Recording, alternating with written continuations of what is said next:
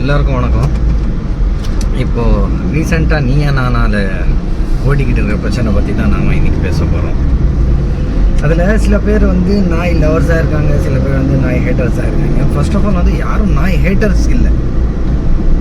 நாய் ஹேட்டர்ஸாக எதுக்காக அவங்க மாறுறாங்கன்னா அவங்க பாதிக்கப்பட்டிருக்காங்க. அதனால் அதில் சில பேருக்கு வந்து அது புரிய மாட்டேங்குது. இப்போது நான் இருக்கிற ஊர் வந்து ஆம்பூர். இப்போ நான் வந்து கரண்ட்டாக வந்து சென்னையில் இருக்கேன். இங்கேருந்து நான் எப்போச்சும் 10 மணிக்கு ட்ராவல் ஸ்டார்ட் பண்ணி நம்ம ஊர் பஸ் ஸ்டாப்புக்கு ஒரு கிட்டத்தட்ட 3 மணிக்கோ 3:30 மணிக்கோ போய் சேருவேன். அப்போ சேரும்போது ரோட்டில் நடந்து வரும்போது பார்த்தீங்கன்னாக்கா ஒரு ஒவ்வொரு தெருவுக்கும் 5 10 நாய் வந்து பின்னாடியே வரும் நடந்துக்கிட்டு. இப்போ மனசு வந்து வீட்டு வர வரைக்கும் பக்குன்ட்டு இருக்கும்.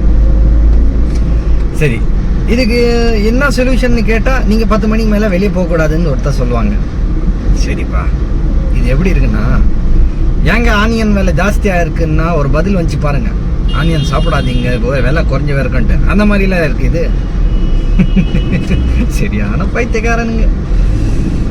சரிங்க, இவ்வளோ நீங்கள் நாய் லவர் எல்லாம் சொல்கிறீங்களே, சரி நீங்கள் வீட்டில் வளர்க்குறீங்க பாருங்கள். ஜெர்மனோ இல்லை ராஜபாளையமோ இல்லை டாபரோ ஏதோ ஒன்று, ஒரு ஃபாரின் பிரீடு ஒன்று வளர்ப்பீங்களே, அந்த பிரீடை கொண்டு போயிட்டு தெரு நாய்க்கிட்ட மீட்டிங் விடுங்களேன் பார்க்கலாம். அவ்வளோ நீங்கள் நாய் பிரியவராக இருந்தீங்கன்னாக்கா அந்த ஒரே ஒரு வாட்டி உங்கள் நாய் கூட அந்த தெரு நாயை வந்து மீட்டிங் விடுங்க பார்க்க விட மாட்டீங்க.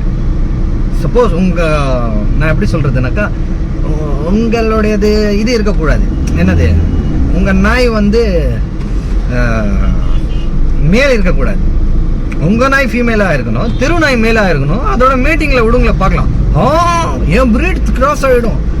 இது பிறக்கிற என்னது குட்டிங்க வந்து திருநாய் மாதிரி வரும்.